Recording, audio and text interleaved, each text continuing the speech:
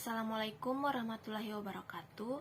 Perkenalkan, nama saya Putri Nabila Talib dengan NIM 4424222019, program studi S1 Kimia semester 3. Di sini saya akan mereview salah satu jurnal yang saya ambil tentang ekstraksi emas untuk memenuhi mata kuliah Kimia Anorganik dari dosen pengampuh Bapak Kostiawan Sukamto. Baik, jurnal yang saya ambil berjudul Interferensi Tembaga dan Aluminium yang hidup berdampingan pada pelindian amonium tiosulfat emas dari papan sirkuit tercetak dari limbah ponsel.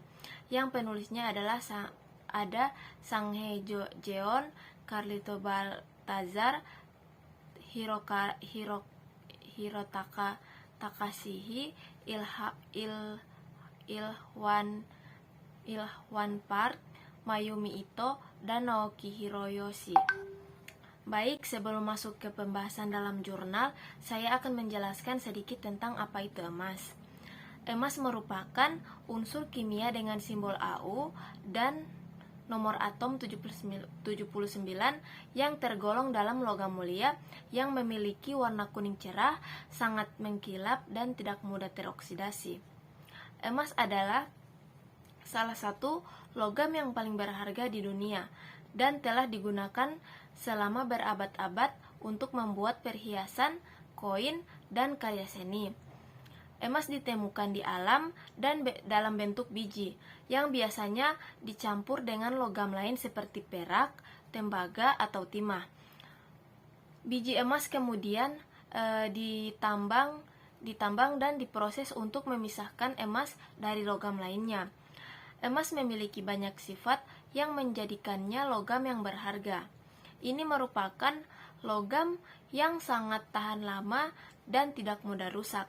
Itu juga sangat ulet, yang berarti dapat dibentuk menjadi berbagai bentuk tanpa patah. Emas juga merupakan konduktor listrik yang panas dan baik. Kemudian, ekstraksi emas. Ekstraksi emas merupakan proses pemisahan pemisahan emas dari biji. Biji emas biasanya mengandung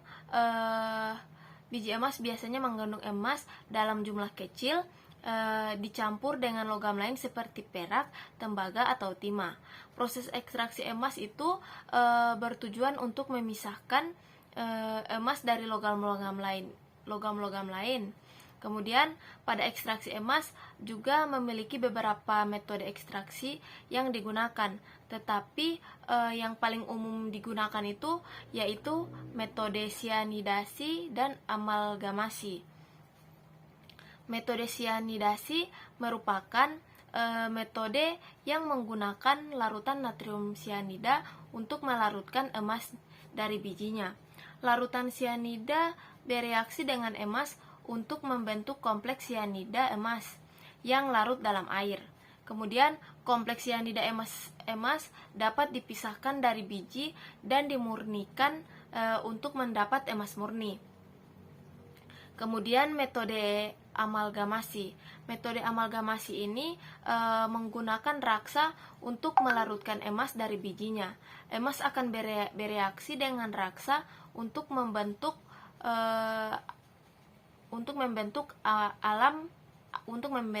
amalgama emas yang dapat dipisahkan dari biji.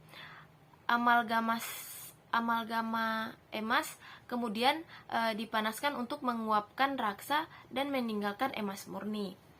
Metode ekstraksi emas yang digunakan itu tergantung pada jenis biji yang akan diekstraksi. Biji emas yang mengandung emas dalam jumlah tinggi dapat diekstraksi dengan metode sianidasi atau amalgamasi.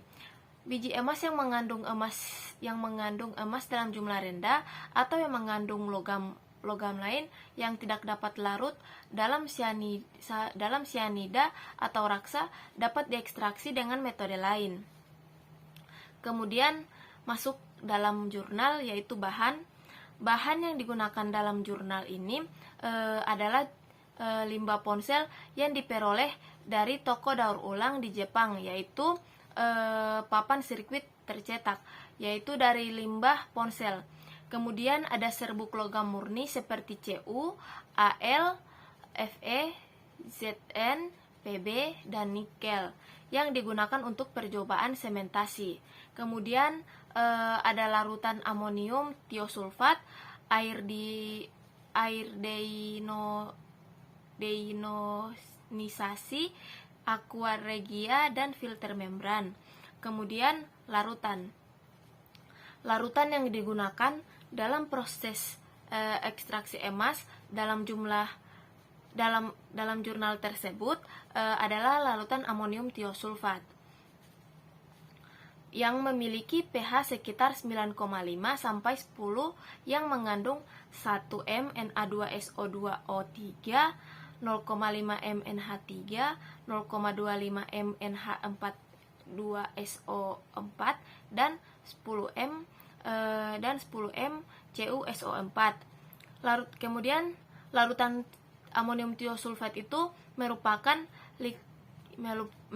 lixivian yang ideal untuk mengekstraksi emas dari limbah elektronik karena larutan tersebut tidak beracun, tidak terlalu korosif, dan lebih selektif dibandingkan dengan larutan sianida atau halida konvensional.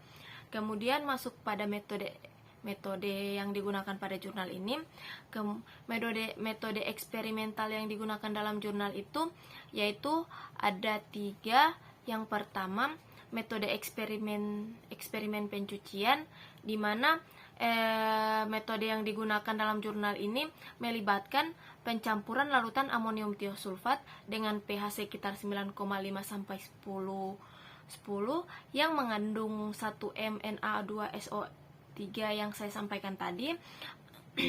Kemudian yang telah diketahui dan 10 mil amonium tiosulfat dalam labu Erlenmeyer 50 mil.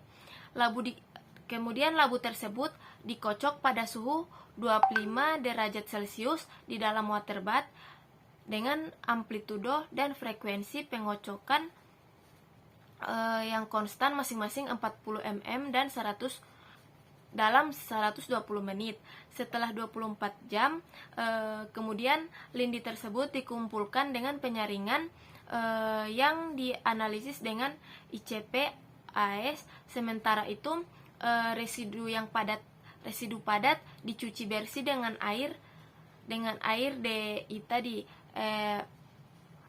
Kemudian dikeringkan dalam oven vakum pada suhu 40 derajat Celcius selama 24 jam dan dianalisis dengan SEM dan EDX.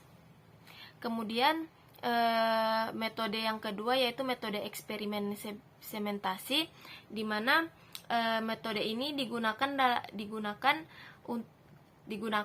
melibatkan pencampuran serbuk logam, misalnya tembaga dan aluminium, dengan larutan yang mengandung ion emas dalam labu Erlenmeyer. Setelah itu, proses sementasi selama periode waktu tertentu. Lindi dan residu tadi dipisahkan dengan penyaringan menggunakan filter membran yang digerakkan oleh jarum suntik. Hasil dari proses sementasi ini kemudian dianalisis menggunakan berbagai teknik termasuk SEM dan EDX untuk memeriksa komposisi residu. Kemudian metode eksperimen elektrokimia, di mana dalam metode ini digunakan melibatkan teknik kronoamperometri yang merupakan teknik elektrokimia yang mengukur elektron yang dihasilkan oleh reaksi redoks terhadap waktu. Eksperimen yang dilakukan dengan menggunakan unit pengukur elektrokimia yang dikendalikan oleh komputer dan sistem 3 elektroda konvensional yang terdiri dari Al sebagai elektroda kerja, kemudian Ag atau AgCl dalam larutan KCl jenuh itu sebagai elektroda referensi, dan plat platina sebagai elektroda penghitung. Selain itu, elektroda kerja diekspos menggunakan kertas Si karbida dan dipoles dengan pasta alumina sebelum pengukuran. Kemudian larutan elektronik yang mengandung ion emas itu dituangkan ke dalam sel kaca berjaket dan suhunya disertakan sebelum pengukuran. Hasil dari eksperimen ini kemudian dianalisis untuk memahami mekanisme yang terlibat dalam sementasi ion emas dengan adanya logam aluminium dan tembaga. Kemudian preparasi bahan baku. Preparasi bahan baku dalam jurnal ini dilakukan dengan cara yang pertama, limbah ponsel itu dikumpulkan dari toko daur ulang di Jepang. Kemudian yang kedua, papan tadi yang PCB itu dari limbah ponsel dikumpulkan secara manual, kemudian dihancurkan, kemudian digiling dan diayak untuk mendapatkan fraksi ukuran 100,6 lm. Kemudian komposisi kimia PCB dianalisis dengan spektroskopi emisi atomik plasma yang digabungkan secara induktif. Kemudian yang keempat, metode pengabuan itu digunakan untuk menghilangkan bahan yang mudah terbakar tanpa penguapan AU pada PCB. Kemudian yang berikutnya, abu itu dicerna menggunakan aqua regia pada suhu 90 derajat Celcius selama 2 jam. Kemudian abu lindi itu tersebut kemudian lindi itu disaring melalui filter membran yang digerakkan oleh jarum suntik berukuran 0,2 lm, kemudian diencerkan dengan air deionisasi dan dianalisis dengan ICP dan AS. Kemudian proses ekstraksi. Proses ekstraksi ini melibatkan beberapa tahap, yaitu yang pertama, pelindian emas dari limbah elektronik menggunakan larutan amonium tiosulfat dengan pH sekitar 9,5 sampai 10 yang saya katakan tadi. Kemudian larutan ini diaduk selama 120 menit pada suhu 25 derajat untuk mengeluarkan emas dari PCB limbah ponsel. Kemudian pencucian lindi hasil pelindian dengan penyaringan menggunakan filter membran yang digerakkan oleh jarum suntik 0,2. Kemudian lindi tersebut dianalisis dengan ICP, AS, AES untuk mengukur konsentrasi emas. Kemudian proses sementasi ion emas dengan menggunakan serbuk logam, misalnya tembaga dan aluminium, dalam larutan yang mengandung ion emas setelah proses sementasi selama periode waktu tertentu. Lindi dan residu tersebut kemudian dipisahkan dengan penyaringan menggunakan filter membran. Residu kemudian dianalisis dengan SEM, EED untuk memeriksa komposisi. Kemudian eksperimen elektrokimia menggunakan teknik kronoamperometri untuk memahami mekanisme yang terlibat dalam sementasi ion emas dengan adanya logam aluminium dan tembaga. Kemudian hasil dari jurnal ini menunjukkan bahwa efisiensi ekstraksi emas dapat ditingkatkan dengan menghilangkan komponen yang mengandung tembaga atau aluminium sebagai proses pelindian. Selain itu, sementasi ion emas terjadi secara dramatis ketika serbuk tembaga hadir dalam larutan, dan sebagian besar emas disemen pada serbuk tembaga daripada elektroda aluminium. Hasil ini menunjukkan bahwa serbuk tembaga dapat digunakan sebagai agen sementasi yang efektif untuk menghilangkan emas dari larutan amonium tiosulfat. Dalam penelitian ini, efisiensi ekstraksi emas secara keseluruhan dari limbah elektronik dapat ditingkatkan bahkan pada rasio padat cair yang tinggi dengan menghilangkan komponen yang mengandung tembaga atau aluminium sebelum proses pelindian amonium tiosulfat. Kemudian kesimpulan dari dari jurnal ini dapat disimpulkan bahwa larutan amonium tiosulfat ini merupakan lixiviant yang ideal untuk mengekstraksi emas dari limbah elektronik. Namun efisiensi ekstraksi emas menurun pada rasio padat yang tinggi.